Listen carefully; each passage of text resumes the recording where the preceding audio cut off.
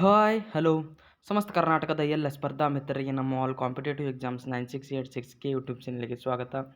ಈಗಾಗಲೇ ಹಿಂದಿನ 2 ತರಗತಿಗಳಲ್ಲಿ ಒಂದು ಇಂಟ್ರೊಡಕ್ಷನ್ ಕ್ಲಾಸು, ಇನ್ನೊಂದು ಭಾಗ 1 ಅಧ್ಯಯನ ಮಾಡಿದ್ದೀವಿ. ಇನ್ನು ಉಳಿದ 11 ಒಂದು ಭಾಗಗಳ ಬಗ್ಗೆ ನೋಡ್ತಾ ಹೋಗುವಂಥ ಸಂದರ್ಭದಲ್ಲಿ ಇವತ್ತಿನ ಈ ತರಗತಿಯಲ್ಲಿ ಭಾಗ 2ರ ಬಗ್ಗೆ ಅಧ್ಯಯನ ಮಾಡ್ತಾ ಹೋಗ್ತೀವಿ.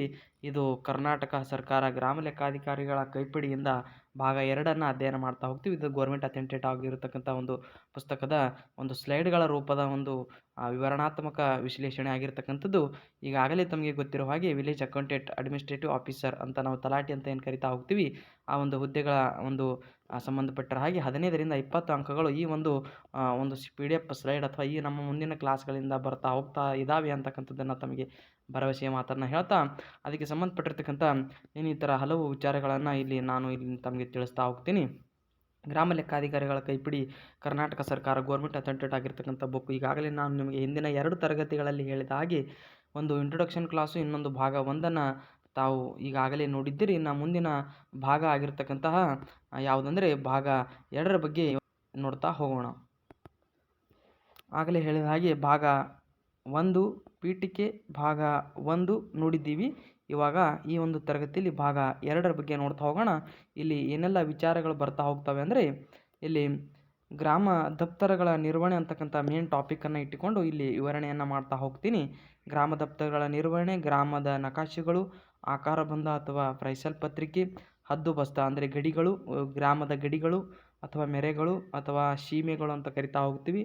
ಇನ್ನು ಸುತ್ತೋಲೆ, ಕಡಿತ, ಲೇಖಾಯಕ್ಕೆ ಕಳುಹಿಸುವ ಒಂದು ದಾಖಲೆಗಳು, ತದಾದ ನಂತರ ದಪ್ತರಗಳ ತಪಾಸಣೆ ಮತ್ತು ಸ್ಥಳ ಪರಿಶೀಲನೆ ಅಂತಕ್ಕಂಥ ಸುಮಾರು 6 ಟಾಪಿಕ್ಗಳ ಮೇಲೆ 2ರಿಂದ 3 ಪ್ರಶ್ನೆಗಳು ಬರುವಂಥ ಸಾಧ್ಯತೆ ಇರತಕ್ಕಂಥದ್ದು. ಹಾಗಾಗಿ ಈ ಕ್ಲಾಸನ್ನು ಕೇಳೋದ್ರ ಜೊತೆಗೆ ಅದನ್ನು ನೋಟ್ ಮಾಡಿಕೊಳ್ಳಲಿಕ್ಕೂ ಕೂಡ ತಮಗೆ ಸಾಧ್ಯ ಆಗಿರಬೇಕು ಅಂತ ಹೇಳ್ತಾ ಕ್ಲಾಸನ್ನು ಸ್ಟಾರ್ಟ್ ಮಾಡ್ತೀನಿ.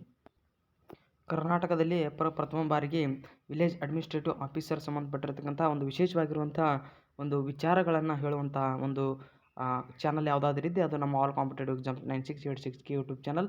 ನನ್ನ ಒಂದು ಧ್ವನಿ ತಮಗೆ ಕ್ಲಿಯರಾಗಿ ಕೇಳಿಸಬೇಕು ಮತ್ತು ಸ್ಲೈಡ್ಗಳು ಕ್ಲಿಯರಾಗಿ ಕೇಳಿಸ್ಬೇಕಂದ್ರೆ ತಮ್ಮ ಬಲಭಾಗದಲ್ಲಿ ಇರತಕ್ಕಂಥ ಸೆಟ್ಟಿಂಗ್ ಮೇಲೆ ಕ್ಲಿಕ್ ಮಾಡಿಬಿಟ್ಟು ತಮಗೆ ಬೇಕಾಗುವಂತಹ ಒಂದು ಏನಂತಂದರೆ ಸ್ಪೀಡಿನ ಮೇಲೆ ಕ್ಲಿಕ್ ಮಾಡ್ಕೊಂಡ್ಬಿಟ್ಟು ತಮಗೆ ಬೇಕಾಗುವಂಥ ಒಂದು ಸೆಟ್ಟಿಂಗ್ ಮೇಲೆ ಕ್ಲಿಕ್ ಮಾಡ್ಕೊಳ್ಳಿ. ಅಂದರೆ ಸ್ಪೀಡ್ ಬೇಕಾ ಅಥವಾ ಸ್ಲೋ ಬೇಕಾ, ನನ್ನ ವಾಯ್ಸ್ ಮಾಡ್ಯುಲೇಷನ್ ಯಾವ ರೀತಿ ತಮಗೆ ಅನುಕೂಲಕಾರಿ ಆಗುತ್ತೆ ಆ ರೀತಿ ಅನುಕೂಲಕಾರಿಯಾಗಿ ಇಟ್ಟುಕೊಳ್ಳಲಿಕ್ಕೆ ಸಾಧ್ಯ ಆಗಿರಬೇಕು.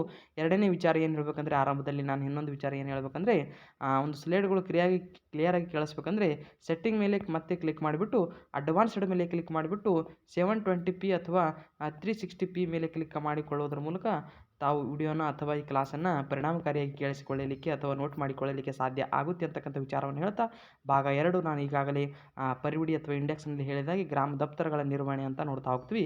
ಇಲ್ಲಿ ಪ್ರಮುಖವಾಗಿರುವಂಥ 6 ಮುಖ್ಯ ವಿಚಾರಗಳು ಬರ್ತಾ ಹೋಗ್ತವೆ. ಆ 6 ಮುಖ್ಯ ವಿಚಾರಗಳ ಸಂಬಂಧಿಸಿದಾಗೆ ಗ್ರಾಮ ಲೆಕ್ಕಾಧಿಕಾರಿಗಳ ಒಂದು ಯಾವೆಲ್ಲ ಒಂದು ಕೆಲಸಗಳನ್ನು ಮಾಡ್ತಾ ಹೋಗ್ತಾರೆ, ಅವರಿಗೆ ಸಂಬಂಧಪಟ್ಟಿರ್ತಕ್ಕಂಥ ವಿಚಾರಗಳು ಏನೇನಿದ್ದಾವೆ ಅಂತಕ್ಕಂಥದ್ದನ್ನು ಈಗ ಮುಂದಿನ ಒಂದು ಸ್ಲೈಡ್ಗಳಲ್ಲಿ ತಮಗೆ ಹೇಳ್ತಾ ಹೋಗ್ತೀನಿ.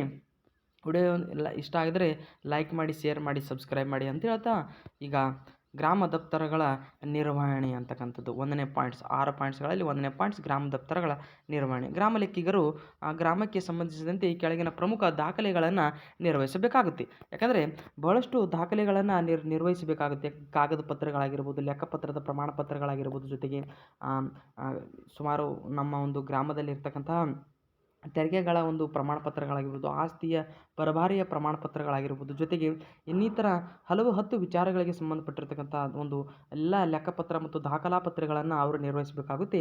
ಗ್ರಾಮ ಲೆಕ್ಕಿಗರು ಗ್ರಾಮಕ್ಕೆ ಸಂಬಂಧಿಸಿದಂತೆ ಇಲ್ಲಿ ಕೇಳ್ತಾ ಇರತಕ್ಕಂಥದ್ದು ಗ್ರಾಮಕ್ಕೆ ಸಂಬಂಧಿಸಿದಂತೆ ಆ ಪ್ರಮುಖ ದಾಖಲೆಗಳನ್ನು ಅವರು ನಿರ್ವಹಿಸಬೇಕಾಗುತ್ತೆ. ಯಾವ್ಯಾವ ಇದಾವೆ ಅಂತಕ್ಕಂಥದ್ದನ್ನು ನೋಡೋದಾದರೆ, ಖೇತ್ವಾರು ಪತ್ರಿಕೆ. ಖೇತ್ವಾರು ಪತ್ರಿಕೆಯಲ್ಲಿ ಯಾವ್ಯಾವ ಬರ್ತಾ ಹೋಗ್ತಾವೆ ಅಂದರೆ, ಈ ಖೇತ್ವಾರು ಪತ್ರಿಕೆಯಲ್ಲಿ ಪಹಣಿ ಬರುತ್ತೆ, ತದಾದ ನಂತರ ಜಮೀನು ಪರಭಾರೆ ಪತ್ರ ಬರುತ್ತೆ ಅಥವಾ ಜಮೀನು ಹಕ್ಕುಪತ್ರ ಅಂತ ಬರುತ್ತೆ, ತದಾದ ನಂತರ ಜಮೀನಿನ ಒಂದು ವರ್ಗಾವಣೆ ಪತ್ರ ಅಂತ ಬರುತ್ತೆ. ಈ ರೀತಿಯಾಗಿ 4 ವಿಧದ ಒಂದು ಪತ್ರಗಳು ಬರ್ತಾ ಹೋಗ್ತವೆ. ನಾನು ಹೇಳುವಂಥ ವಿಚಾರಗಳನ್ನು ತಾವು ಬರೆದುಕೊಳ್ಳಲಿಕ್ಕೆ ಸಾಧ್ಯ ಆಗಿರಬೇಕು.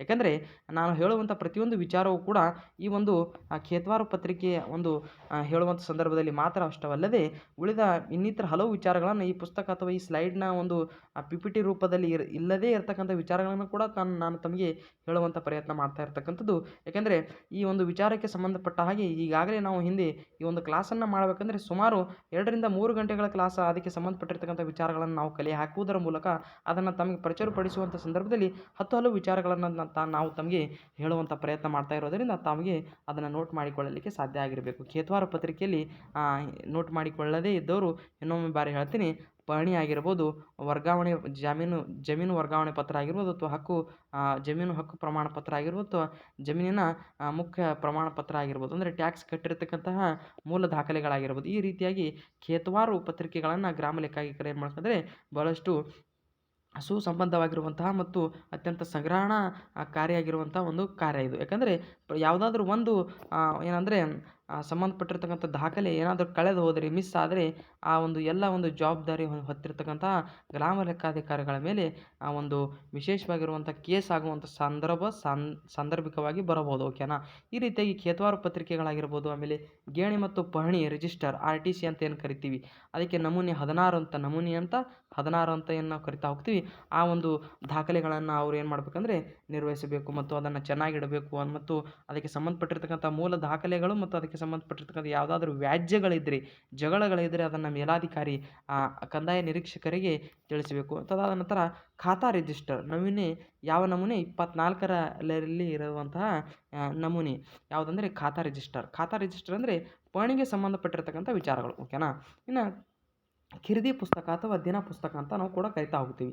ಈ ಖಿರಿದಿ ಪುಸ್ತಕ ಅಂದರೆ ಗ್ರಾಮ ಲೆಕ್ಕಾಧಿಕಾರಿಗಳೇ ಪ್ರತಿದಿನವೂ ಕೂಡ ರಚಿಸುವಂಥ ಪುಸ್ತಕ. ಇದು ನಮೂನೆ 25ರ ನಮೂನೆಯಲ್ಲಿ ಇರ್ತಕ್ಕಂಥದ್ದು. ಇನ್ನು ರಸೀದಿ ಪುಸ್ತಕ, ಯಾವುದೇ ರಸೀದಿ ಇರ್ಬೋದು. ರಸೀದಿ ಅಂದರೆ ಒಂದು ಟ್ಯಾಕ್ಸ್ ಕಟ್ಟಿರ್ತಕ್ಕಂಥ ರಸೀದಿ, ನೀರಿನ ಬಿಲ್ ಕಟ್ಟಿರ್ತಕ್ಕಂಥ ರಸೀದಿ, ತದಾದ ನಂತರ ಮನೆಯ ಬಿಲ್ ಕಟ್ಟಿರ್ತಕ್ಕಂಥ ರಸೀದಿ, ತದನಂತರ ಹಕ್ಕು ಪ್ರಮಾಣ ಪತ್ರಕ್ಕೆ ಕಟ್ಟಿರ್ತಕ್ಕಂಥ ರಸೀದಿ, ಅಥವಾ ಯಾವುದಾದ್ರೂ ಒಂದು ಖಾತೆಗೆ ಹಣವನ್ನು ಜಮಾ ಮಾಡ್ತಾ ಇದ್ದರೆ ಅದಕ್ಕೆ ಸಂಬಂಧಪಟ್ಟಿರ್ತಕ್ಕಂಥ ಒಂದು ರಸೀದಿ. ಈ ರೀತಿಯಾಗಿ ಹಲವು ರಸೀದಿ ಪುಸ್ತಕಗಳು ನಮೂನೆ 26ರಲ್ಲಿ ಇರಬೇಕಾಗುತ್ತೆ. ಅದು ನಮೂನೆ 26ರಲ್ಲಿ ಇರುವಂಥ ರಸೀದಿ ಪುಸ್ತಕವನ್ನು ಕೂಡ ಗ್ರಾಮ ಲೆಕ್ಕಾಧಿಕಾರಿಗಳು ನಿರ್ವಹಿಸಬೇಕಾಗಿರುತ್ತೆ. ಮತ್ತು ಭೂಕಂದಾಯ, ಸರ್ಕಾರಿ ಬೇಡಿಕೆ ವಸೂಲಿ ಮತ್ತು ಹಾಗೂ ಬಾಕಿಯ ಒಂದು ತನಿಖೆ, ಇಲ್ಲಿ ತಕ್ತೆ ಅಂತ ಆಗಿದೆ, ಮಿಸ್ಪ್ರಿಂಟ್ ಆಗಿದೆ, ತನಿಖೆ ಅಂತ ಆಗಬೇಕು. ಬಾಕಿ ತನಿಖೆಗೆ ಸಂಬಂಧಪಟ್ಟಿರ್ತಕ್ಕಂಥ ಒಂದು ದಾಖಲೆಗಳನ್ನು ಗ್ರಾಮ ಲೆಕ್ಕಾಧಿಕಾರಿಗಳು ನಿರ್ವಹಿಸಬೇಕಾಗಿರತಕ್ಕಂಥದ್ದು. ಇನ್ನು ಮಾಸಿಕ ತಗಾದೆ ವಸೂಲಿ ಮತ್ತು ಬಾಕಿ ತನಿಖೆ ಅಂತಕ್ಕಂಥದ್ದು. ಮಾಸಿಕವಾಗಿ ಏನಾದರೂ ವಸೂಲಿ ಮಾಡುವಂಥದ್ದು ಇದ್ದರೆ ಅದನ್ನು ಏನು ಮಾಡಬೇಕಂದ್ರೆ ಸಾಮಾನ್ಯವಾಗಿ ಅದನ್ನು ನಿರ್ವಹಿಸಬೇಕಾಗುತ್ತೆ. ಮತ್ತು ಅದಕ್ಕೆ ಸಂಬಂಧಪಟ್ಟಿರ್ತಕ್ಕಂಥ ಇನ್ನಿತರ ಹಲವು ವಿಚಾರಗಳನ್ನು ಗ್ರಾಮ ಲೆಕ್ಕಾಧಿಕಾರಿಗಳು ಹೊಂದಿಬಿಟ್ಟು ಅದಕ್ಕೆ ಮೇಲಧಿಕಾರಿಗಳಿಗೆ ಒಂದು ವರದಿಯನ್ನು ನೀಡುವಂಥ ಒಂದು ಕೆಲಸವನ್ನು ಕೂಡ ಗ್ರಾಮ ಲೆಕ್ಕಾಧಿಕಾರಿಗಳು ಮಾಡಬೇಕಾಗಿರ್ತಕ್ಕಂಥದ್ದು. ಇನ್ನು ಸ್ಥಿರಪಡಿಸಿದ ಇತರೆ ಭೂಕಂದಾಯ ವಹಿಗಳು. ವಹಿ ಅಂದರೆ ಈಗಾಗಲೇ ತಾವು ಒಂದು ಪ್ರೈಮರಿ ಅಥವಾ ಹೈಸ್ಕೂಲ್ನಲ್ಲಿ ಈ ಪದವನ್ನು ಬಳಸಿರ್ತೀರಿ. ವಹಿ ಅಂದರೆ ನೋಟ್ಬುಕ್ ಅಂತ ಅರ್ಥ. ನೋಟ್ಬುಕ್. ವಹಿ ಅಂದರೆ ನೋಟ್ಬುಕ್. ಆಮೇಲೆ ಹಳ್ಳಿ ಭಾಷೆಯಲ್ಲಿ ಹೇಳೋದಾದರೆ ನೋಟ್ಬುಕ್ಕು, ಆಮೇಲೆ ಒಂದು ಕಚ್ಚಾ ನಾವೇನು ಬರಿತಾ ಹೋಗ್ತೀವಿ, ರಫ್ ರೈಟಿಂಗ್ ನೋಟ್ಬುಕ್ಸ್ ಅಂತ ನಾವು ಕರಿತಾ ಹೋಗ್ತೀವಿ. ಓಕೆನಾ. ಆ ರೀತಿ ಒಂದು ವಹಿ ಅಂತ ನಾವು ನೋಡ್ತಾ ಹೋಗ್ತೀವಿ. ಮತ್ತು ಆ ತಕರಾರು ಫೈಸಲ್ನ ಪತ್ರಿಕೆ ನಮೂನೆ 10ರಲ್ಲಿ ಇರುವಂತಹ ತಕರಾರು ಫೈಸಲ್ನ ಪತ್ರಿಕೆಯನ್ನು ಕೂಡ ನಿರ್ವಹಣೆ ಮಾಡಬೇಕಾಗುತ್ತೆ. ಇನ್ನು ಬಾಂಧಕಲ್ಲು ದುರಸ್ತಿ ವಹಿ ಅಂತಕ್ಕಂಥದ್ದು. ಬಾಂಧಕಲ್ಲು ದುರಸ್ತಿ ಅಂದರೆ ಇದಕ್ಕೆ ಬಾಂಧಕಲ್ಲು ಅಂದರೆ ನಿಮಗೆ ಸಿಂಪಲ್ಲಾಗಿ ಹೇಳ್ತಾ ಹೋಗ್ತೀನಿ. ಒಂದು ಗ್ರಾಮ ಇದೆ ಅಂತ ಅಂದ್ಕೊಳ್ಳಿ. ಗ್ರಾಮ ಬೇಡ, ಒಬ್ಬ ಎ ಎಂಬ ವ್ಯಕ್ತಿಗೆ 10 ಎಕರೆ ಹೊಲ ಇದೆ ಅಂತ ತಿಳ್ಕೊಳ್ಳಿ. 10 ಎಕರೆ ಹೊಲ ಈ ಒಂದು ಆಕಾರದಲ್ಲಿದೆ ಅಂದರೆ ಪ್ರತಿಯೊಂದು ಮೂಲೆ ಅಥವಾ ಪ್ರತಿಯೊಂದು ಕೋನದಲ್ಲಿ ಅಥವಾ ಒಂದು ಜಾಗದಲ್ಲಿ ಹದ್ದುಬಸ್ತಿನ ಒಂದು ರೀತಿಯಲ್ಲಿ ಒಂದು ಕಲ್ಲುಗಳನ್ನು ನೆಡುವಂಥದ್ದು. ಅದು ಬಹಳಷ್ಟು ಉದ್ದವಾಗಿರಬೇಕು, ಜೊತೆಗೆ ದಪ್ಪದಾಗಿರಬೇಕು, ಸಾಮಾನ್ಯ ಕಲ್ಲಿನಂತೆ ಇರಬಾರ್ದು. ಈ ರೀತಿಯಾಗಿ ಹಲವು ನಿಯಮಗಳು ಇರ್ತಕ್ಕಂಥದ್ದು. ಈ ರೀತಿಯಾಗಿ ಕಲ್ಲುಗಳನ್ನು 4 ಮೂಲೆಯಲ್ಲಿ ನಡೆಸುವಂಥ ಒಂದು ಏನಂದರೆ ನಕಾಶೆಯ ರೀತಿಯಲ್ಲಿ ತೆಗೆದಿರ್ತಕ್ಕಂತಹ ಕಚ್ಚಾ ವಹಿ ಹೊಂದಿರತಕ್ಕಂಥವ್ರು ನಮೂನೆ 12ರಲ್ಲಿ ಇರ್ತಕ್ಕಂಥದ್ದು. ನಮೂನೆ 12 ಅಲ್ಲ, ಇಲ್ಲಿ ಬಾಂಧಕಲ್ಲು ದುರಸ್ತಿ ವಹಿ. ಬಾಂಧಕಲ್ಲು ದುರಸ್ತಿ ಅಂದರೆ ಹದ್ದುಬಸ್ತಿನ ಮೆರೆಯನ್ನು ಹಾಕುವಂಥದ್ದು, ಗಡಿಯನ್ನು ಹಾಕುವಂಥದ್ದು, ಅಥವಾ ಒಂದು ಚೌಕಟ್ಟನ್ನು ಹಾಕುವಂಥ ಒಂದು ಬಾಂಧಕಲ್ಲು ದುರಸ್ತಿ ವಹಿ. ಅಂದರೆ ಅದಕ್ಕೆ ಸಂಬಂಧಪಟ್ಟ ಯಾರಿಗೆ ಎಷ್ಟು ಹೊಲ ಇದೆ, ಯಾರಿಗೆ ಎಷ್ಟು ಜಮೀನಿದೆ, ಯಾರಿಗೆ ಎಷ್ಟು ಜಾಗ ಇದೆ, ಅದಕ್ಕೆ ಸಂಬಂಧಪಟ್ಟಿರ್ತಕ್ಕಂಥ ಬಾಂಧಕಲ್ಲು ಅಂದರೆ ಮೆರೆ ಅಥವಾ ಗಡಿಯನ್ನು ರೂಪಿಸುವಂಥ ಒಂದು ವಹಿ. ಅದಕ್ಕೆ ಸಂಬಂಧಪಟ್ಟಿರ್ತಕ್ಕಂಥ ವಹಿ ಮಾತ್ರ. ಒಂದು ಹಳ್ಳಿಗೆ ಒಂದು ವಹಿಯನ್ನು ಅಲ್ಲಿ ಸಿದ್ಧಪಡಿಸುವಂಥ ಕ್ರಿಯೆ ಗ್ರಾಮ ಲೆಕ್ಕಾಧಿಕಾರಿಗಳಿಂದ ಆಗ್ತಾ ಇರ್ತಕ್ಕಂಥದ್ದು.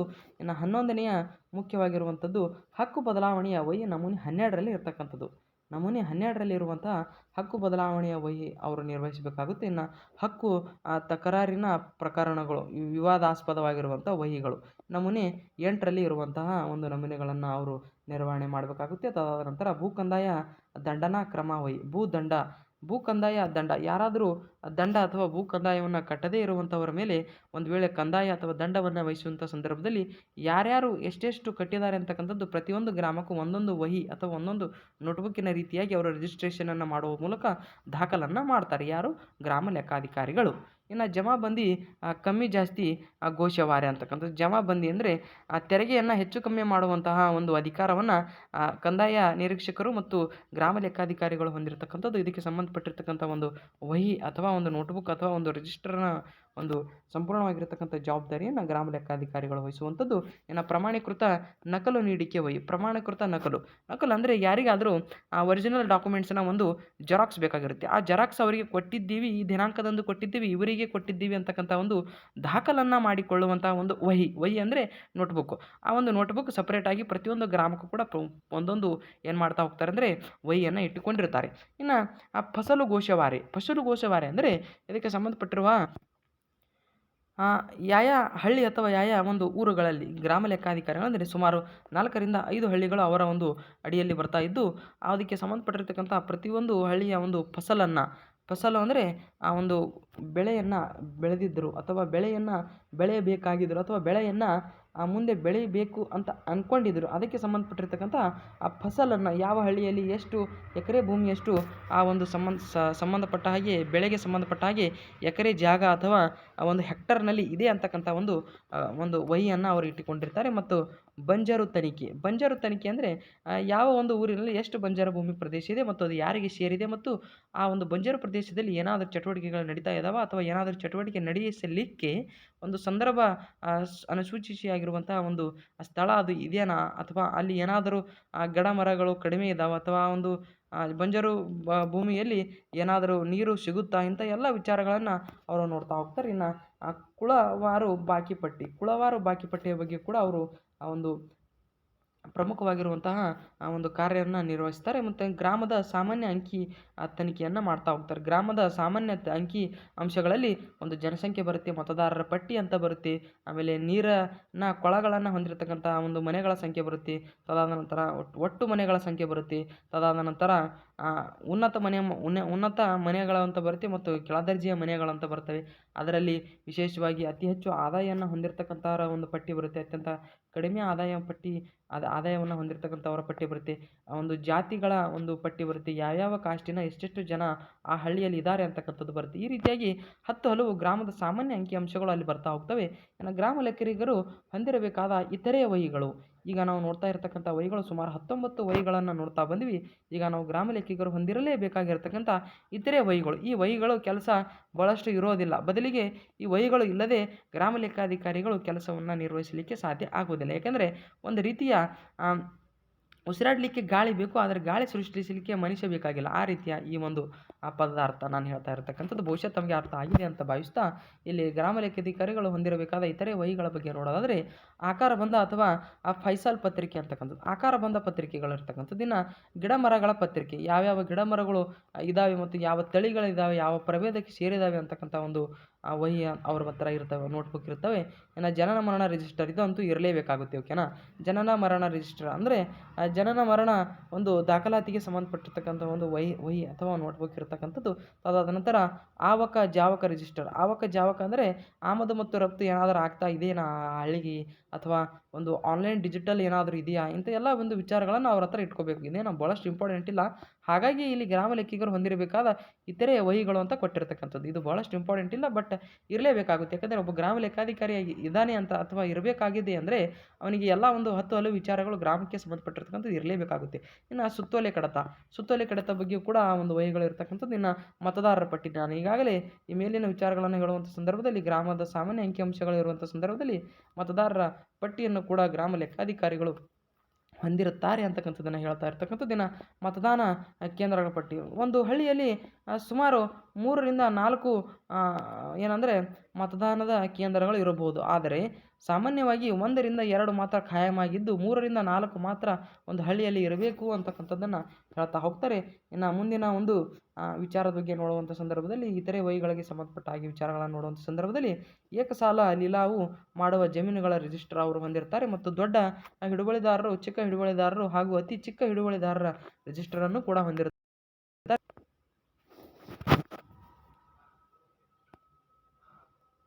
ಇನ್ನು ಭೂ ಕಂದಾಯ ಮನ್ನಾ ವಿವರ ತನಿಖೆ ಅಂತಕ್ಕಂಥ ಒಂದು ಪ್ರಮುಖವಾಗಿರುವಂತಹ ಗ್ರಾಮ ದಪ್ತರವನ್ನು ಹೊಂದಿರ್ತಾರೆ. ಇನ್ನು ವಾರಸಾ ರಿಜಿಸ್ಟರ್ ಅಂದರೆ ಹಕ್ಕು ಪ್ರಮಾಣ ಪಡೆದವರ ಹೆಸರುಗಳು ಮತ್ತು ಅವರು ಪಡೆದಿರತಕ್ಕಂಥ ಹಕ್ಕು ಯಾವುದಿದೆ ಅಂತಕ್ಕಂಥದ್ದನ್ನು ಆ ಒಂದು ರಿಜಿಸ್ಟರ್ನಲ್ಲಿ ದಾಖಲು ಮಾಡ್ತಾ ಹೋಗ್ತಾರೆ. ಇನ್ನು ವಾರಸಾ ದಂಡದ ರಿಜಿಸ್ಟರ್, ಯಾರಿಗೆ ದಂಡ ಈ ವರ್ಷ, ಈ ತಿಂಗಳು, ಈ ದಿನ ಬಿದ್ದಿದೆ ಅಂತಕ್ಕಂಥದ್ದನ್ನು ಕಂಪ್ಲೀಟಾಗಿ ರಿಜಿಸ್ಟ್ರೇಷನನ್ನು ಮಾಡುವಂತಹ ಒಂದು ನೋಟ್ಬುಕ್ ಕೂಡ ಹೊಂದಿರ್ತಾರೆ. ಇನ್ನು ಭೂ ಮಂಜೂರಾತಿ ರಿಜಿಸ್ಟರ್ ಕೂಡ ಹೊಂದಿರುತ್ತಾರೆ. ಪರಿಶಿಷ್ಟ ಜಾತಿ, ಪರಿಶಿಷ್ಟ ಪಂಗಡದವರಿಗೆ ಭೂ ಮಂಜೂರಾತಿಯ ರಿಜಿಸ್ಟರ್ ಆಗಿದ್ದು ಕೂಡ ಅಲ್ಲಿ ರಿಜಿಸ್ಟ್ರೇಷನ್ ಆಗುವಂಥದ್ದು. ಇನ್ನು ಕೆರೆ ಬಾವಿಗಳ ವಿವರಗಳ ರಿಜಿಸ್ಟರ್ ಕೂಡ ಹೊಂದಿರ್ತಾರೆ. ಇನಾಮ್ ರಿಜಿಸ್ಟರ್ ಕೂಡ ಹೊಂದಿರ್ತಾರೆ ಹಾಗೂ ಹೊಸ ಮತ್ತು ಅವಿಭಾಜ್ಯ ರಿಜಿಸ್ಟರ್ ಅನ್ನು ಅವರು ನಿರ್ವಹಣೆಯನ್ನು ಮಾಡ್ತಾರೆ. ಕರ್ನಾಟಕ ಭೂ ಸುಧಾರಣಾ ಕಾಯ್ದೆಗಳ ಕೆಳಗೆ ನೀಡಲಾದ ನಮೂನೆ 10ರ ರಿಜಿಸ್ಟರಲ್ಲಿ ಕರ್ನಾಟಕ ಭೂ ಸುಧಾರಣಾ ಕಾಯ್ದೆ ಒಂದು ಕೆಳಗೆ ಬರ್ತಾ ಹೋಗ್ತದೆ.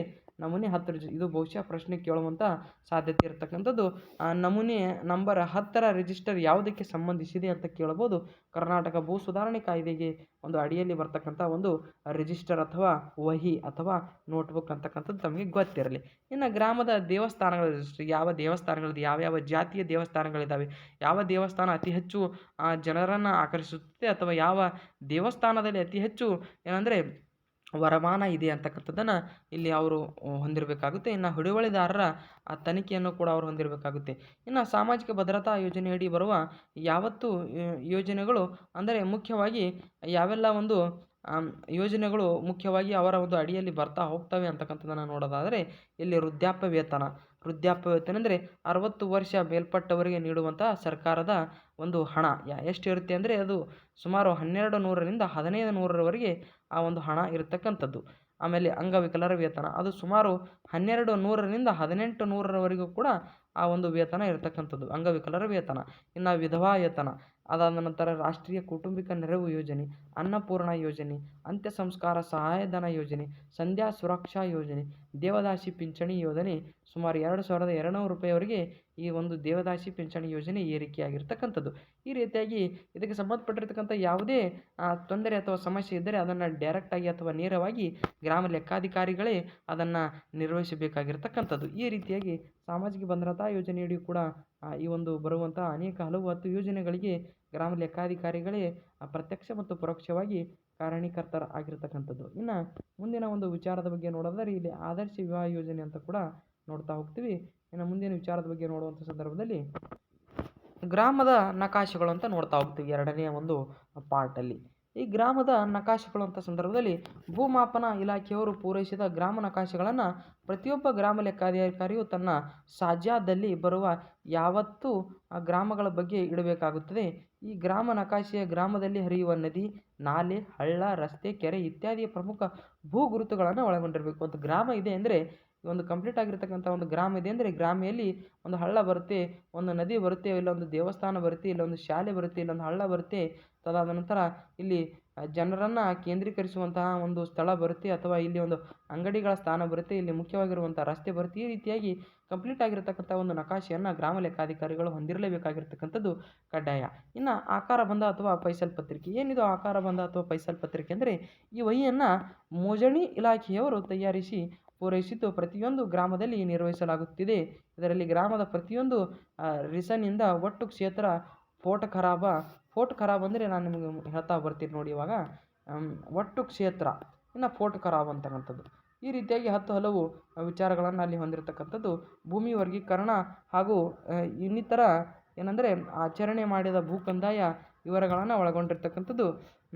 ಆಕಾರ ಬಂದಿನಲ್ಲಿ ನಮೂದಿಸಿದಂತೆ ಆಯಾ ಸರ್ವೆ ನಂಬರ್ಗಳು, ಒಟ್ಟು ಕ್ಷೇತ್ರ ಹಾಗೂ ಹಕ್ಕು ಗೇಡಿ ಮತ್ತು ಪಹಣಿ ಪತ್ರಿಕೆ ನಮೂನೆ 16ರಲ್ಲಿ ಒಂದು ನಮೂದಿಸಿದ ಕ್ಷೇತ್ರಕ್ಕೂ ಕೂಡ ಸಾಮ್ಯತೆ ಇರಬೇಕಾಗುತ್ತೆ. ನಮೂನೆ 16ರಲ್ಲಿ ಏನು ಮಾಡ್ತಾ ಹೋಗ್ತಾರೆ ಅಂದರೆ ಒಟ್ಟು ಕ್ಷೇತ್ರ, ಹಕ್ಕು, ಗೇಣಿ ಮತ್ತು ಪಹಣಿ ಪತ್ರಿಕೆಗೆ ಸಂಬಂಧಪಟ್ಟಿರ್ತಕ್ಕಂಥ ನಮೂನೆ 16ರಲ್ಲಿ ಇರ್ತಾ ಹೋಗ್ತದೆ. ಇದು ಭಾಳಷ್ಟು ಬಾರಿ ನೋಡಿ ಮುಂದಿನ ಒಂದು ದಿನಗಳಲ್ಲಿ ಪ್ರಶ್ನೆ ಬರುವಂಥ ಸಾಧ್ಯತೆ ಇದೆ. ನಾನು ಈಗಾಗಲೇ ಹೇಳಿದೆ ಫೂಟ್ ಖರಾಬ್ ಏನಂತ ನಾನು ನಿಮಗೆ ಹೇಳಬೇಕಂತ ಅಂದರೆ, ಇವಾಗ ಒಂದು ರಸ್ತೆ ಇದೆ ಸಾರಿ, ನಿಮಗೆ ನಾನು ಕ್ಲಿಯರಾಗಿ ಹೇಳ್ತಾ ಹೋಗ್ತೀನಿ. ಫೂಟ್ ಖರಾಬ್ ಅಂದರೆ ಒಂದು ಹೊಲ ಇದೆ ಅಂತ ತಾವು ನೋಡ್ತಾ ಹೋಗಿ. ಸುಮಾರು ಹೊಲಗಳು ಈ ರೀತಿಯಾಗಿ ಹೊಲಗಳು ಇದ್ದಾವೆ. ಈ ರೀತಿಯಾಗಿ ಒಂದು ಫ್ಲಾಟ್ಗಳು ಇರ್ತಾ ಹೋಗ್ತವೆ. ಈ ರೀತಿಯಾಗಿ ಒಂದು ಫ್ಲಾಟ್ಗಳು ಇರುವಂಥ ಸಂದರ್ಭದಲ್ಲಿ ಏನು ಮಾಡ್ತಾ ಹೋಗ್ತಾರೆ ಅಂದರೆ, ಇಲ್ಲಿ ಒಂದು ರಸ್ತೆ ಹಾದು ಹೋಗಿದೆ. ಒಂದು ಊರಿನಿಂದ ಮತ್ತೊಂದು ಊರಿಗೆ ರಸ್ತೆ ಕನೆಕ್ಟ್ ಆಗಿದೆ ಅಂತ ಹೇಳುವಂಥ ಸಂದರ್ಭದಲ್ಲಿ ಈ ಒಂದು ರಸ್ತೆ ಎಷ್ಟು ಹಾದು ಹೋಗಿದೆಯೋ ಈ ಹೊಲದಲ್ಲಿ ಇದನ್ನು ಕೂಡ ಹೊಲದ ಒಂದು ಸಂಪೂರ್ಣವಾಗಿರುವಂಥ ಒಂದು ವಿಸ್ತೀರ್ಣಕ್ಕೆ ಒಳಪಟ್ಟಿರುತ್ತೆ ಮತ್ತು ಇದೂ ಕೂಡ ವಿಸ್ತೀರ್ಣಕ್ಕೆ ಒಳಪಟ್ಟಿರುತ್ತೆ. ಬಟ್ ಈ ಮಧ್ಯದಿಂದ ಏನು ಮಾಡ್ತಾ ಹೋಗ್ತಾ ಇದೆ ಅಂದರೆ, ರಸ್ತೆ ಏನು ಮಾಡ್ತಾ ಹೋಗ್ತಾ ಇದೆ ಅಂದರೆ ಹಾದು ಹೋಗಿದೆ. ಈ ರಸ್ತೆ ಎಷ್ಟು ಹಾದು ಹೋಗಿದೆಯೋ ಇದು ಬಹುಶಃ 2 ಫೀಟು ಹೋಗಿರ್ಬೋದು, ಅಥವಾ 10 ಫೀಟು ಹೋಗಿರ್ಬೋದು, ಅಥವಾ ಏನು ಮಾಡ್ತಂದರೆ 2 ಗೇಣಿಯಷ್ಟು ಜಾಗವನ್ನು ತೆಗೆದುಕೊಂಡಿರ್ಬೋದು. ಈ ರೀತಿಯಾಗಿ ಅದು ಎಷ್ಟು ಜಾಗವನ್ನು ತೆಗೆದುಕೊಂಡು ಬಿಟ್ಟು ಹೋಗಿದೆಯೋ ಅದನ್ನು ಫೂಟ್ ಖರಾಬು ಅಂತ ಕರಿತಾ ಹೋಗ್ತೇವೆ. ಅಂದರೆ ನಮ್ಮ ಒಂದು ಜಮೀನಿನ ಮೂಲಕ ಬೇರೆ ಒಂದು ರಸ್ತೆ ಆಗಿರ್ಬೋದು, ಸರ್ಕಾರದ ಒಂದು ಇಲಾಖೆ ಆಗಿರ್ಬೋದು, ಸರ್ಕಾರದ ಒಂದು ಯಾವುದೇ ಒಂದು ನಲ್ಲಿ ಆಗಿರ್ಬೋದು, ಸರ್ಕಾರದ ಒಂದು ಕೊಳವೆ ಬಾವಿ ಏನಾದರೂ ಇದ್ದರೆ ಅದನ್ನು ಫೂಟ್ ಖರಾಬು ಅಂತ ಕರಿತಾ ಹೋಗ್ತೀವಿ. ಬಹುಶಃ ಅರ್ಥ ಆಗಿದೆ ಅಂತ ಅನಿಸ್ತೀನಿ. ಬಟ್ ಇಲ್ಲಿ ಇರ್ತಕ್ಕಂಥ ಬೇರೆ ಜಮೀನು ಕೂಡ ನಾನು ಇಲ್ಲಿ ನಿಮಗೆ ತೋರಿಸ್ತಾ ಬಂದಿದ್ದೀನಿ. ಈ ಒಂದು ಬೇರೆ ಜಮೀನಿಗೆ ಆ ಫೂಟ್ ಖರಾಬು ಅನ್ವಯಿಸಿದಿಲ್ಲ. ಯಾರ ಜಮೀನಿನಲ್ಲಿ ಮಾತ್ರ ಆ ರಸ್ತೆ ಅಥವಾ ನಲ್ಲಿ ಅಥವಾ ಸರ್ಕಾರದ ಇನ್ನಿತರ ಹಲವು ವೈಶಿಷ್ಟ್ಯಗಳು ನಡೀತಾ ಹೋಗಿದಾವೋ ಅವರ ಒಂದು ಪಾಣಿಯಲ್ಲಿ ಮಾತ್ರ ಫೂಟ್ ಖರಾಬು ಅಂತ ತೋರಿಸುತ್ತೆ. ಬಟ್ ಪಕ್ಕದಲ್ಲಿರ್ತಕ್ಕಂಥ ಯಾವ ಒಂದು ಹೊಲದ ಅಥವಾ ಒಂದು ಹದ್ದು ಬಸ್ತಿನಲ್ಲಿಯೂ ಕೂಡ ಯಾವುದೇ ರೀತಿಯ ಒಂದು ಫೂಟ್ ಖರಾಬು ಅಂತ ಅವರ ಪಾಣಿಯಲ್ಲಿ ತೋರಿಸುವುದಿಲ್ಲ. ಓಕೆನಾ. ಇನ್ನು ಹದ್ದು ಬಸ್ತ ಅಂದರೆ ಇಲ್ಲಿ ಇದು ಗ್ರಾಮದ ಗಡಿ ಅಥವಾ ಸರ್ವೆ ನಂಬರ್ನ ಮೇಲೆ ಗುರುತಿಸಬಹುದಾಗಿದೆ. ಕರ್ನಾಟಕ ಭೂಕಂದಾಯ ಕಾಯ್ದೆ 1964ರ ನಿಯಮಗಳು 1966ರ ಅಡಿಯಲ್ಲಿ ಮೇರೆ ಗುರುತು ಕುರಿತಂತೆ ಅನುಬಂಧಗಳು ಈ ಕೆಳಗಿನಂತೆ ನಾವು ಗುರುತಿಸ್ತಾ ಹೋಗ್ತೀವಿ. ಏನೆಲ್ಲ ಮೇರೆ ಬಂಧಗಳು ಇದಾವೆ ಅಂತಕ್ಕಂಥದ್ದನ್ನು ನೋಡುವಂಥ ಸಂದರ್ಭದಲ್ಲಿ ಇಲ್ಲಿ ನಾವು ನೋಡ್ತಾ ಹೋಗ್ತೀವಿ. ಅಧಿಕೃತ ಮೇರೆಯ ಗುರುತು ನಿಯಮ 74ರ ಒಂದು ಏನಂದರೆ ಕಲಂ ಅಥವಾ ವಿಧಿ ಅನ್ವಯ ಅಧಿಕೃತ ಮೇರೆಯ ಗುರುತನ್ನು ಮಾಡಬೇಕು. ಎಲ್ಲಿ ಅಧಿಕೃತ ಮೇರೆ ಅಥವಾ ಒಂದು ಗಡಿಯ ಗುರುತನ್ನು ಮಾಡಬೇಕಂದ್ರೆ ಹದ್ದು ಬಸ್ತು ಮಾಡುವಂಥ ಸಂದರ್ಭದಲ್ಲಿ, ಇವಾಗ ಒಂದು ಹೊಲ ಆಗಿರಬಹುದು ಅಥವಾ ಒಂದು ಊರಾಗಿರಬಹುದು, ಅದಕ್ಕೆ ಒಂದು ನಿರ್ದಿಷ್ಟವಾಗಿರುವಂಥ ಒಂದು ಮೇರೆಯನ್ನು ಗುರುತು ಮಾಡಬೇಕೇ ಆಗುತ್ತೆ. ಏಕೆಂದರೆ ಇದು ಮುಂದಿನ ಒಂದು ದಿನಗಳಲ್ಲಿ ಬಹಳಷ್ಟು ಚರ್ಚಾಸ್ಪದ ಮತ್ತು ಜಗಳಕ್ಕೆ ಕಾರಣವಾಗುವಂತಹ ಒಂದು ಸಂದರ್ಭವನ್ನು ನಾವು ತಡೆಯಬೇಕೆಂದರೆ ಹದ್ದು ಬಸ್ತನ್ನು ಗುರುತಿಸಿಬಿಟ್ಟು ಅದರಲ್ಲಿ ಅವರು ಇರುವಂಥ ಒಂದು ಕೆಲಸವನ್ನು ಗ್ರಾಮ ಲೆಕ್ಕಾಧಿಕಾರಿಗಳು ಮಾಡಬೇಕಾಗುತ್ತೆ. ಇನ್ನು ಮೇರೆ ಗುರುತುಗಳ ವರ್ಣನೆ ಕಲಂ 144 ಮತ್ತು 75ನೇ ಒಂದು ನಿಯಮದಲ್ಲಿ ಮಾಡಬೇಕು. ಇನ್ನು ಮೇರೆ ಗುರುತಿನ ನಿರ್ಮಾಣ ಹಾಗೂ ದುರಸ್ತಿ ಏನಾದರೂ ಒಂದು ವೇಳೆ ಇಲ್ಲಿ ತನಕ ಅವನ ಒಬ್ಬ ಎ ಎಂಬ ವ್ಯಕ್ತಿ ಹೊಲ ಇದ್ದರೆ ಮುಂದಿನ ದಿನಗಳಲ್ಲಿ ಅವನು ಅಳತೆ ಒಂದು ಇಲಾಖೆಗೆ ಅಳತೆಯ ಒಂದು ಸ್ಪೀಸನ್ನು ಕಟ್ಟಿಬಿಟ್ಟು ಅವನು ಮುಂದಿನ ದಿನಗಳ ಅಳತೆಯನ್ನು ಮಾಡಿದರೆ ಇಲ್ಲಿವರೆಗೂ ಅವನ ಹೊಲ ಅಥವಾ ಒಂದು ಜಾಗ ಇದೆ ಅಂದುಬಿಟ್ಟರೆ ಈ ಒಂದು ಅಳತೆ ಅಥವಾ ಈ ಒಂದು ಮೇರೆಯನ್ನು ಈ ಒಂದು ಜಾಗಕ್ಕೆ ತರಬೇಕಾಗುತ್ತೆ. ಈ ರೀತಿಯಾಗಿ ದುರಸ್ತಿ ಮಾಡಬೇಕಾಗುತ್ತೆ. ಗುರುತಿನ ನಿರ್ಮಾಣ ಮತ್ತು ದುರಸ್ತಿ 143 ಒಂದು ಕಲಂ ಅಥವಾ ವಿಧಿ ಅನ್ವಯ ಮೇರೆಯ ಗುರುತು ಅಥವಾ ನಿರ್ಮಾಣದ ದುರಸ್ತಿಯೂ ಕೂಡ ಆಗ್ತಾ ಇರತಕ್ಕಂಥದ್ದು. ಅಂದರೆ ಇಲ್ಲಿದ್ದುದು ಇಲ್ಲ ಆಯಿತು, ಈ ರೀತಿಯಾಗಿ ದುರಸ್ತಿ ಆಯಿತು. ಅಂದರೆ ಇನ್ನು ಮೇರೆ ಸುಸ್ಥಿತಿಯಲ್ಲಿ ಇಡುವುದು ರಕ್ಷಿಸುವುದು ಕಲಂ 145, 46 ಮತ್ತು 78ರ ನಿಯಮದಂತೆ. ಇನ್ನು ಮೇರೆ ಗುರುತುಗಳ ಕುರಿತು ಸಾರ್ವತ್ರಿಕ ಕಾರ್ಯಕ್ರಮ ನಿಯಮ 79ರ ಅನ್ವಯ ಇನ್ನು ಮೇರೆ ಗುರುತು ನಾಶಪಡಿಸಿದ ಬಗ್ಗೆ ವರದಿ 80ರ ಒಂದು ಕಾಯ್ದೆ ಅನ್ವಯ ಮಾಡಬೇಕಾಗುತ್ತೆ. ತದನಂತರ ಮೇರೆ ತಕರಾರು ನಿರ್ಧರಿಸುವುದು ಕಲಂ 140ರ ಅನ್ವಯ ಮೇರೆ ತಕರಾರನ್ನು ನಿರ್ವಹಿಸಬೇಕಾಗಿರುವಂಥದ್ದು. ಓಕೆನಾ. ಈ ರೀತಿಯಾಗಿ 10 ಹಲವು ನಿಯಮಗಳನ್ನು ಮತ್ತು ಕಾನೂನಿನ ಮತ್ತು ಸಂವಿಧಾನದ ಮತ್ತು ವಿಲೇಜ್ ಅಡ್ಮಿನಿಸ್ಟ್ರೇಟಿವ್ ಆಫೀಸರ್ಗೆ ಸಂಬಂಧಪಟ್ಟಿರ್ತಕ್ಕಂಥ 10 ಹಲವು ಅನೇಕ ವಿಧಿಗಳನ್ನು ಮುಂದಿನ ಒಂದು ಸ್ಲೈಡ್ಗಳಲ್ಲಿ ಮತ್ತೆ ನಾವು ನೋಡ್ತಾ ಹೋಗೋಣ. ಇನ್ನು ವಿಶೇಷವಾಗಿರುವಂತಹ ಗ್ರಾಮ ದಪ್ತರಗಳ ತಪಾಸಣೆಯ ವರದಿ. ಈ ಯಾವ ರೀತಿ ಗ್ರಾಮದ ದಪ್ತರಗಳ ತಪಾಸಣೆ, ದಪ್ತರ ಅಂದರೆ ನಾನು ಈಗಾಗಲೇ ಹೇಳಿದ ಹಾಗೆ ಒಂದು ಲೆಕ್ಕಪತ್ರ ಅಥವಾ ಒಂದು ಕಾಗದ ಪತ್ರಗಳ ಒಂದು ತಪಾಸಣೆಯ ವರದಿ. ಯಾವ ರೀತಿ ಒಂದು ವರದಿಯನ್ನು ತಯಾರಿ ಮಾಡ್ತಾರೆ, ನಾನು ಈಗಾಗಲೇ ಹಲವು ವಹಿ ಅಥವಾ ನೋಟ್ಬುಕ್ಗಳನ್ನು ಅವರು ಹೊಂದಿದ್ದಾರೆ ಅಂತ ಹೇಳಿದೆ. ಆ ಒಂದು ವಹಿ ಅಥವಾ ನೋಟ್ಬುಕ್ಗಳಲ್ಲಿ ಯಾವ ರೀತಿ ಒಂದು ಕಾಗದ ಪತ್ರ ಅಥವಾ ಲೆಕ್ಕಪತ್ರಗಳಿಗೆ ದಪ್ತರ ಒಂದು ತಪಾಸಣೆಯನ್ನು ಮಾಡ್ತಾ ಹೋಗ್ತಾರೆ ಅಂತಕ್ಕಂಥದ್ದನ್ನು ಇಲ್ಲಿ ಯಾವ ರೀತಿ ಮಾಡಬೇಕು ಅಂತಕ್ಕಂಥದ್ದನ್ನು ಇಲ್ಲಿ ಕೊಟ್ಟಿದ್ದಾರೆ. ಆ ತಪಾಸಣೆ ಮಾಡುವ ಅಧಿಕಾರಿ ಹೆಸರು ಮತ್ತು ಹುದ್ದೆ. ಅಧಿಕಾರಿ ಹೆಸರು, ಹುದ್ದೆ ಇಲ್ಲಿ ಯಾರ್ದು ಹೆಸರು ಬರೀಬೇಕಂದ್ರೆ ಆ ಗ್ರಾಮ ಲೆಕ್ಕಾಧಿಕಾರಿ ಹೆಸರನ್ನೇ ಬರೀಬೇಕಾಗುತ್ತೆ. ಓಕೆನಾ.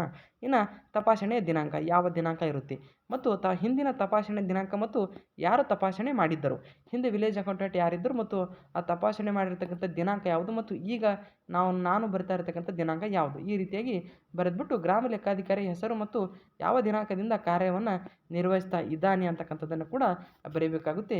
ಈ ರೀತಿ ಗ್ರಾಮ ದಪ್ತರಗಳ ತಪಾಸಣೆ ಮಾಡಬೇಕಂದ್ರೆ ಸಾಮಾನ್ಯವಾಗಿ ಯಾವುದೇ ಒಂದು ಮೂಲ ದಾಖಲೆಗೆ ಸಂಬಂಧಪಟ್ಟಿರ್ತಕ್ಕಂಥ ಪ್ರತಿಯೊಂದು ಮಾಹಿತಿಯನ್ನು ಕೂಡ ಗ್ರಾಮ ಲೆಕ್ಕಾಧಿಕಾರಿಗಳು ನಾನೇ ಮಾಡಿದ್ದೇನೆ ಅಂತಕ್ಕಂಥದ್ದನ್ನು ರುಜುವಾತು ಮಾಡಲಿಕ್ಕೆ, ದೃಢೀಕರಣ ಮಾಡಲಿಕ್ಕೆ ಈ ಒಂದು ದಪ್ತರ ತಪಾಸಣೆ ಮಾಡ್ತಾ ಇರ್ತಕ್ಕಂಥದ್ದು. ಇದರ ಉದ್ದೇಶ ಗೊತ್ತಾಯ್ತಲ್ವಾ?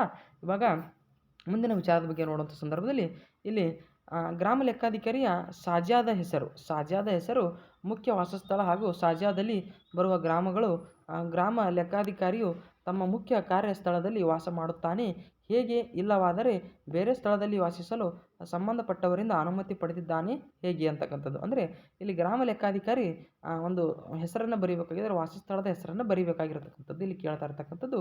ಇನ್ನು ಗ್ರಾಮ ಲೆಕ್ಕಾಧಿಕಾರಿ ತನ್ನ ಅಧೀನ ಗ್ರಾಮಗಳಿಗೆ ಪ್ರತಿ ವಾರ ಭೇಟಿ ಕೊಡುವ ಬಗ್ಗೆ ಕಾರ್ಯಕ್ರಮ ಹಾಕಿಕೊಂಡು ಆ ಪ್ರಕಾರ ಪ್ರತಿ ಗ್ರಾಮದಲ್ಲಿ ಚಾವಡಿ ಬೋರ್ಡಿನ ಮೇಲೆ ಪ್ರಸಿದ್ಧಿ ಮಾಡಿದ್ದಾನೆ ಹೇಗೆ ಮತ್ತು ಆ ಪ್ರಕಾರ ಪ್ರವಾಸ ಮಾಡುತ್ತಾನೆ ಹೇಗೆ. ಇಲ್ಲಿ ಏನಂತ ಹೇಳ್ತಾ ಹೋಗ್ತಾರೆ ಅಂದರೆ ಗ್ರಾಮ ಲೆಕ್ಕಾಧಿಕಾರಿಗಳು ಯಾವ ರೀತಿ ತಮ್ಮ ಒಂದು ದಪ್ತರನ ತಪಾಸಣೆ ಮಾಡ್ತಾ ಹೋಗ್ತಾರೆ ಅಂದರೆ ಯಾವುದೇ ರೀತಿಯ ಒಂದು ಸಂಬಂಧಪಟ್ಟಿರ್ತಕ್ಕಂಥ ಹಕ್ಕು ಮತ್ತು ದಾಖಲಾತಿ ಪ್ರಮಾಣ ಪತ್ರ ಆಗಿರ್ಬೋದು, ಲೆಕ್ಕಪತ್ರ ಆಗಿರ್ಬೋದು, ಅದಕ್ಕೆ ಸಂಬಂಧಪಟ್ಟಿರ್ತಕ್ಕಂಥ ಕಂಪ್ಲೀಟ್ ವರದಿಯನ್ನು ಮೇಲಾಧಿಕಾರಿಗೆ ಕೊಡಬೇಕಂದ್ರೆ ಎಲ್ಲ ಒಂದು ಮೇಲಿನ ಎಲ್ಲ ಒಂದು ಏನಂದರೆ ರೂಲ್ಸ್ಗಳನ್ನು ಫಾಲೋ ಮಾಡೋದ್ರ ಮೂಲಕ ಅದನ್ನು ಭರ್ತಿ ಮಾಡುವುದರ ಮೂಲಕ ಮೇಲಾಧಿಕಾರಿಗಳಿಗೆ ಅವರು ಕೊಡ್ತಾ ಹೋಗ್ತಾರೆ. ಈ ರೀತಿಯಾಗಿ ಗ್ರಾಮದ ದಪ್ತರ ಅಂದರೆ ಲೆಕ್ಕಾಚಾರ ಪತ್ರಗಳನ್ನು ನಿರ್ವಹಿಸಬೇಕಾಗುತ್ತದೆ. ಇನ್ನು ರಾಜಸ್ವ ನಿರೀಕ್ಷಕರು ನಿರ್ವಹಿಸಬೇಕಾಗಿದ್ದ ಕಾರ್ಯಗಳು. ರಾಜಸ್ವ ನಿರೀಕ್ಷರಂದರೆ ಕಂದಾಯ ನಿರೀಕ್ಷಕರು ಅಂದರೆ ಗ್ರಾಮ ಲೆಕ್ಕಾಧಿಕಾರಿಗಳ ಒಂದು ಮೇಲ್ದರ್ಜೆಯ ಒಂದು ಅಧಿಕಾರಿಗಳು ಯಾವೆಲ್ಲ ಒಂದು ಕಾರ್ಯಗಳನ್ನು ನಿರ್ವಹಿಸಬೇಕಾಗಿದೆ ಅಂತಕ್ಕಂಥದ್ದನ್ನು ನೋಡುವಂಥ ಸಂದರ್ಭದಲ್ಲಿ ವೃತ್ತದ ಸಾಮಾನ್ಯ ಅಂಕಿಅಂಶಗಳು ರಾಜಸ್ವ ನಿರೀಕ್ಷಕರ ಒಂದು ಅಡಿಯಲ್ಲಿ ಸುಮಾರು 20ರಿಂದ 30 ಹಳ್ಳಿಗಳು ಬರ್ತಾ ಇರತಕ್ಕಂಥದ್ದು. ಹಾಗಾಗಿ 20ರಿಂದ 30 ಹಳ್ಳಿಗಳಲ್ಲಿ ಸಾಮಾನ್ಯ ಅಂಕಿಅಂಶಗಳು ಏನೆಲ್ಲ ಬರ್ತಾ ಹೋಗ್ತವೆ ಅಂತಕ್ಕಂಥದ್ದನ್ನು ಅವರು ನೋಟ್ ಮಾಡಿಕೊಳ್ಬೇಕು. ವಿವಿಧ ವಹಿಗಳ ನಿರ್ವಹಣಾ ಕ್ರಮವನ್ನು ಕೂಡ ಅವರು ಅರಿತಿರಬೇಕು ಮತ್ತು ಅದನ್ನು ನಿರ್ವಹಣೆಯನ್ನು ಮಾಡಬೇಕು. ಇನ್ನು ಗ್ರಾಮ ಲೆಕ್ಕಿಗರ ಕಾರ್ಯನಿರ್ವಹಣೆಯನ್ನು ಮೇಲ್ವಿಚಾರಣೆ ಮಾಡ್ತಾ ಇರಬೇಕು ಮತ್ತು ರಾಜಸ್ವ ನಿರೀಕ್ಷಕರು ಗ್ರಾಮ ಲೆಕ್ಕಿಗರಿಗೆ ಸಂಬಂಧಪಟ್ಟ ಹಾಗೆ ಅವರಿಗೆ ಏನಾದರೂ ಗೊಂದಲಗಳಿದ್ದರೆ ಗ್ರಾಮ ಲೆಕ್ಕಾಧಿಕಾರಿಗಳಿಗೆ ಅವರಿಗೆ ಸಲಹೆ ಮತ್ತು ಸೂಚನೆಗಳನ್ನು ರಾಜಸ್ವ ನಿರೀಕ್ಷಕರು ನೀಡ್ತಾ ಹೋಗಬೇಕು. ಇನ್ನು ಭೂ ದಾಖಲಾತಿ ಹಿಂದೀಕರಣ, ಮುಟೇಷನ್ ಪ್ರಕರಣ ವಿಲೇವಾರಿ. ಯಾವುದೇ ರೀತಿಯ ಒಂದು ತಕರಾರಿನ ಒಂದು ಭೂ ದಾಖಲಾತಿಗೆ ಸಂಬಂಧಪಟ್ಟ ಹಾಗೆ ತಕರಾರು ಏನಾದರೂ ಇದ್ದರೆ ಅದನ್ನು ವಿಲೇವಾರಿಯನ್ನು ಮಾಡುವಂಥ ಕೆಲಸ ರಾಜಸ್ವ ನಿರೀಕ್ಷಕರು ಮಾಡ್ತಾ ಹೋಗಬೇಕು. ಇನ್ನು ಸರ್ಕಾರಿ ಬಾಕಿ ವಸೂಲಾತಿ ಪ್ರಗತಿ ಪರಾಮರ್ಶೆಯನ್ನು ಮಾಡ್ತಾ ಹೋಗಬೇಕು. ಕಡತಗಳ ಇತ್ಯರ್ಥ ಮತ್ತು ಪ್ರಕರಣಗಳನ್ನು ವಿಮರ್ಶೆಯನ್ನು ಮಾಡ್ತಾ ಹೋಗಬೇಕು. ಜೊತೆಗೆ ಸರ್ಕಾರದ ಕಾರ್ಯಕ್ರಮಗಳು ಯೋಜನೆ ಅನುಷ್ಠಾನವನ್ನು ತೆರಬೇಕು. ಯಾವುದೇ ರೀತಿಯ ಹಲವು ಯೋಜನೆಗಳು ಬರ್ತಾ ಹೋಗ್ತವೆ. ಇದು ಭಾಳಷ್ಟು ಇಂಪಾರ್ಟೆಂಟ್ ಆಗಿರ್ತಕ್ಕಂಥ ಪಾಯಿಂಟ್ ಆಗಿರ್ತಕ್ಕಂಥದ್ದು ನಮ್ಮ ಎಕ್ಸಾಮ್ನಲ್ಲಿ ಬಹುಶಃ ಬರಬಹುದು. ಓಕೆನಾ? ಈ ರೀತಿಯಾಗಿ ಸರ್ಕಾರದ ಕಾರ್ಯಕ್ರಮಗಳನ್ನು ಯೋಜನೆಗಳನ್ನು ಅನುಷ್ಠಾನಗೊಳಿಸುವಂತಹ ಒಂದು ಕೆಲಸವನ್ನು ಕೂಡ ರಾಜಸ್ವ ನಿರೀಕ್ಷಕರು ಮಾಡ್ತಾ ಹೋಗಬೇಕು. ಯಾಕೆಂದರೆ ರಾಜಸ್ವ ನಿರೀಕ್ಷಕರು ಈಗಾಗಲೇ ಹಲವು ಕೆಲಸಗಳನ್ನು ಮಾಡುವಂಥ ಸಂದರ್ಭದಲ್ಲಿ ಸರ್ಕಾರದ ಕಾರ್ಯಕ್ರಮ ಮತ್ತು ಯೋಜನೆಗಳ ಅನುಷ್ಠಾನಗಳನ್ನು ಒಂದು ಗ್ರಾಮ ಲೆಕ್ಕಾಧಿಕಾರಿಗಳಿಂದಲೂ ಕೂಡ ಅದನ್ನು ಅನುಷ್ಠಾನಗೊಳಿಸಲಿಕ್ಕೆ ಮತ್ತು ಅದನ್ನು ಅತ್ಯಂತ ಸ್ವತಂತ್ರತೆಯಿಂದ ನಡೆಸಲಿಕ್ಕೆ ಮತ್ತು ಯಶಸ್ವಿಯಿಂದ ನಡೆಸಲಿಕ್ಕೆ ಗ್ರಾಮ ಲೆಕ್ಕಾಧಿಕಾರಿಗಳಿಗೂ ಕೂಡ ಅವರು ಒಂದು ಏನು ಮಾಡ್ತಾರೆ ಅಂದರೆ ಹೇಳುವಂಥ ಅಥವಾ ನಿರ್ದೇಶಿಸುವಂಥ ಕೆಲಸವನ್ನು ಕೂಡ ಮಾಡಬಹುದು. ಇನ್ನು ಜನಸಂಪರ್ಕ ಸಾರ್ವಜನಿಕ ಕುಂದುಕೊರತೆಗಳ ಪರಿಹಾರ ಕ್ರಮವನ್ನು ಯಾರು ಕೈಗೊಳ್ಳಬೇಕು? ರಾಜಸ್ವ ನಿರೀಕ್ಷಕರು ಕೈಗೊಳ್ಳಬೇಕು. ಈ ರೀತಿಯಾಗಿ ರಾಜಸ್ವ ನಿರೀಕ್ಷಕರು ಹಲವು ಕಾರ್ಯಗಳನ್ನು ಮಾಡ್ತಾ ಹೋಗ್ತಾರೆ. ಇನ್ನು ದಪ್ತರಗಳ ತಪಾಸಣೆ ಯಾವೆಲ್ಲ ಒಂದು ಅನುಕ್ರಮ ಅಥವಾ ಹೊಂದಿದೆ ಅಂತಕ್ಕಂಥದ್ದನ್ನು ನೋಡೋದಾದರೆ ಇಲ್ಲಿ ಗ್ರಾಮದ ಸಾಮಾನ್ಯ ಅಂಕಿಅಂಶಗಳನ್ನು ನೋಡ್ತಾ ಹೋಗಬೇಕು. ದಪ್ತರಗಳ ತಪಾಸಣೆ ಮಾಡುವಂಥ ಸಂದರ್ಭದಲ್ಲಿ ರಾಜಸ್ವ ನಿರೀಕ್ಷಕರು ಗ್ರಾಮದ ಸಾಮಾನ್ಯ ಅಂಕಿಅಂಶಗಳನ್ನು ಗುರುತಿಸಬೇಕು. ಗ್ರಾಮದ ಸಾಮಾನ್ಯವಾಗಿ ಏನೆಲ್ಲ ನಡೀತಾ ಹೋಗುತ್ತವೆ, ಪ್ರತಿದಿನ ಮತ್ತು ಪ್ರತಿ ತಿಂಗಳು ಮತ್ತು ಪ್ರತಿ ವರ್ಷದ ಸಾಮಾನ್ಯ ಅಂಕಿಅಂಶಗಳನ್ನು ನೋಡ್ತಾ ಹೋಗಬೇಕು. ಕೇವಲ ಪ್ರತಿ ದಿನದ ನೋಡೋದಿಲ್ಲ, ಪ್ರತಿ ವಾರದ ನೋಡೋದಿಲ್ಲ, ಪ್ರತಿ ತಿಂಗಳದ್ದು ನೋಡೋದಿಲ್ಲ, ಪ್ರತಿ ವರ್ಷದ ನೋಡೋದಿಲ್ಲ. ಇವೆಲ್ಲವೂ ಕೂಡ ಒಳಗೊಂಡಂತೆ ಸಾಮಾನ್ಯ ಅಂಕಿಅಂಶಗಳು ಏನೆಲ್ಲ ಬರ್ತಾ ಹೋಗ್ತದೆ ಅಂತಕ್ಕಂಥ ನೋಡಬೇಕು. ಇನ್ನು ಪ್ರವಾಸ ಕಾರ್ಯಕ್ರಮ ಅಥವಾ ಮಾಹೆಯಾನ ದಿನಚರಿ ಪರಾಮರ್ಶೆಯನ್ನು ಮಾಡಬೇಕು. ಪ್ರವಾಸ ಕಾರ್ಯಕ್ರಮ ಯಾವುದಾದ್ರೂ ಒಂದು ಪ್ರವಾಸ ಕಾರ್ಯಕ್ರಮ ಅಂದರೆ ಒಂದು ಯೋಜನೆ ಅಥವಾ ಒಂದು ಕಾರ್ಯಕ್ರಮ ನಡೆಸುವಂಥ ಸಂದರ್ಭದಲ್ಲಿ ಏನಾದರೂ ಹೊಸ ವಿಚಾರಗಳು ಅಥವಾ ಪ್ರತಿ ಕಾರ್ಯಕ್ರಮವೂ ಕೂಡ ಒಂದು ನಿರ್ದಿಷ್ಟ ದಿನಾಂಕ ಅಥವಾ ನಿರ್ದಿಷ್ಟ ಸಮಯಕ್ಕನುಸಾರವಾಗಿ ಮಾಡ್ತಾ ಹೋದರೆ ಅದನ್ನು ಅವ್ರು ಏನು ಮಾಡಬೇಕಂದ್ರೆ ಪರಾಮರ್ಶೆಗೆ ಅದನ್ನು ಒಳಪಡಿಸಬೇಕು. ಇನ್ನು ನಿಗದಿತ ವಹಿಗಳು ಮತ್ತು ಭೂ ದಾಖಲೆಗಳ ನಿರ್ವಹಣಾ ಕ್ರಮ ಇದು ಬಹಳಷ್ಟು ಇಂಪಾರ್ಟೆಂಟ್ ಆಗಿರ್ತಕ್ಕಂಥ ಪಾಯಿಂಟ್ಸ್ ಆಗಿರೋದರಿಂದ ಇದನ್ನು ನೋಟ್ ಮಾಡಿಕೊಳ್ಳಲಿಕ್ಕೂ ಕೂಡ ತಮಗೆ ಸಾಧ್ಯ ಆಗಿರಬೇಕು. ನಿಗದಿತ ವಹಿಗಳು ಭೂ ದಾಖಲೆಗಳ ನಿರ್ವಹಣಾ ಕ್ರಮವನ್ನು ಕೂಡ ಅವರು ಕೈಗೊಳ್ಳಬೇಕಾಗುತ್ತೆ. ಇನ್ನು ಸರ್ಕಾರಿ ಬಾಕಿ ವಸೂಲಾತಿ ಪ್ರಗತಿಯನ್ನು ಕೂಡ ಅವರು ವಿಮರ್ಶೆಯನ್ನು ಮಾಡಬೇಕಾಗುತ್ತೆ. ಸಾರ್ವಜನಿಕ ಜನಸಂಪರ್ಕ ಮತ್ತು ಕುಂದುಕೊರತೆಯ ಪರಿಹಾರವನ್ನು ಕೂಡ ಯಾರು ಮಾಡಬೇಕಾಗುತ್ತೆ ಅಂದರೆ ಒಂದು ರಾಜಸ್ವ ನಿರೀಕ್ಷಕರು, ಗ್ರಾಮ ಲೆಕ್ಕಾಧಿಕಾರಿಗಳಕ್ಕಿಂತಲೂ ಮೇಲಿನ ದರ್ಜೆಯ ಒಂದು ಅಧಿಕಾರಿಗಳು, ಒಂದು ಕಂದಾಯ ನಿರೀಕ್ಷಕರು ಆಗಿರ್ತಕ್ಕಂಥದ್ದು ಅವರು ಮಾಡ್ತಾ ಹೋಗ್ಬೇಕು. ಇನ್ನು ಸರ್ಕಾರಿ ಭೂಮಿ ಆಸ್ತಿಯ ನಿರ್ವಹಣಾ ಕ್ರಮವನ್ನು ಕೂಡ ಮಾಡ್ತಾ ಹೋಗಬೇಕಾಗುತ್ತೆ. ಯಾಕಂದರೆ ಸರ್ಕಾರಿ ಭೂಮಿ ಸರ್ಕಾರದ ಸ್ವತ್ತು ಮತ್ತು ಅದನ್ನು ಒಂದು ನಿರ್ವಹಣೆ ಮತ್ತು ಅದನ್ನು ಕಾಪಾಡುವಂಥ ಸಂಪೂರ್ಣ ಜವಾಬ್ದಾರಿ ರಾಜಸ್ವ ನಿರೀಕ್ಷಕರು ಮಾಡ್ತಾರೆ. ಮತ್ತು ರಾಜಸ್ವ ನಿರೀಕ್ಷಕರು ಸಾಧ್ಯ ಆದಲ್ಲಿ ಗ್ರಾಮ ಲೆಕ್ಕಾಧಿಕಾರಿಗಳಿಂದಲೂ ಕೂಡ ಆ ಒಂದು ಕೆಲಸ ಮತ್ತು ಕಾರ್ಯವನ್ನು ಮಾಡ್ತಾ ಹೋಗ್ತಾರೆ. ಈ ರೀತಿಯಾಗಿ ನಾವು ಈಗ ಭಾಗ 2 ಕಂಪ್ಲೀಟಾಗಿ ಅಧ್ಯಯನ ಮಾಡ್ತಾ ಬಂದ್ವಿ. ಈಗ ಭಾಗ 2ರಲ್ಲಿ ಇರತಕ್ಕಂತಹ ಪ್ರಮುಖ ವಿಚಾರಗಳನ್ನು ನಾವು ಅಧ್ಯಯನ ಮಾಡುವಂಥ ಸಂದರ್ಭದಲ್ಲಿ 2ರಿಂದ 3 ಅಂಕಗಳು ಬರುವಂಥ ಸಾಧ್ಯತೆ ಇರೋದರಿಂದ ಇನ್ನು ಉಳಿದ 10 ಭಾಗಗಳ ಬಗ್ಗೆ ಮಾತ್ರ ನಾವು ಡಿಸ್ಕಷನ್ ಮಾಡ್ತಾ ಇರ್ತಕ್ಕಂಥದ್ದು. ಈ 10 ಭಾಗಗಳು ಭಾಳಷ್ಟು ಇಂಪಾರ್ಟೆಂಟ್ ಆಗಿರ್ತಕ್ಕಂಥದ್ದು. ಈ 10 ಭಾಗಗಳಿಂದ 12ರಿಂದ 15 ಅಂಕಗಳು ಬರುವಂಥದ್ದು. ಈಗಾಗಲೇ ನಾವು 1 ಮತ್ತು 2ನೇ ಭಾಗವನ್ನು ಅಧ್ಯಯನ ಮಾಡಿದ್ದೀವಿ. ಮುಂದಿನ ಒಂದು ತರಗತಿ ಅಥವಾ ಕ್ಲಾಸ್ನಲ್ಲಿ ಇನ್ನು ಉಳಿದ 3ನೇ ಒಂದು ಭಾಗದಿಂದ 12ನೇ ಭಾಗದವರೆಗೂ ಕೂಡ ಸುಮಾರು 10 ಭಾಗಗಳನ್ನು ನಾವು ಡಿಸ್ಕಷನ್ ಮಾಡುವಂತಹದ್ದು ಬಾಕಿ ಇರತಕ್ಕಂಥದ್ದು. ಹಾಗಾಗಿ ಅಲ್ಲಿವರೆಗೂ ನಮ್ಮ ಒಂದು ಚಾನಲ್ಗೆ ತಾವು ಲೈಕ್ ಮಾಡಿ, ಶೇರ್ ಮಾಡಿ, ಸಬ್ಸ್ಕ್ರೈಬ್ ಮಾಡಿ. ಈ ಒಂದು ವಿಡಿಯೋ ಅಥವಾ ಈ ಒಂದು ಕ್ಲಾಸ್ ಕರ್ನಾಟಕದಲ್ಲಿ ಯಾರೂ ಕೂಡ ಮಾಡ್ತಾ ಇಲ್ಲ, ಯಾರು ಕೂಡ ಇನ್ನೂವರೆಗೂ ಮಾಡಿಲ್ಲ, ನಾವೇ ಮಾಡ್ತಾ ಇರೋದರಿಂದ ಈ ಒಂದು ಕ್ಲಾಸನ್ನು ಬಹಳಷ್ಟು ಜನರಿಗೆ ಶೇರ್ ಮಾಡಿಕೊಳ್ಳುವುದರ ಮೂಲಕ ಇದರ ಒಂದು ಪ್ರಯೋಜನ ಮತ್ತು ಅತ್ಯುತ್ತಮವಾಗಿರ್ತಕ್ಕಂತಹ ಫಲ ಪ್ರಯೋಜನವನ್ನು ಎಲ್ಲರಿಗೂ ಕೂಡ ಪಡೆದುಕೊಳ್ಳಲಿಕ್ಕೆ ತಮಗೂ ಕೂಡ ಸಾಧ್ಯ ಆಗುವ ರೀತಿಯಲ್ಲಿ ಪ್ರಯತ್ನಿಸಿ ಅಂತ ಹೇಳ್ತಾ ಎಲ್ಲರಿಗೂ ಕೂಡ ನಮಸ್ಕಾರ, ಧನ್ಯವಾದಗಳು.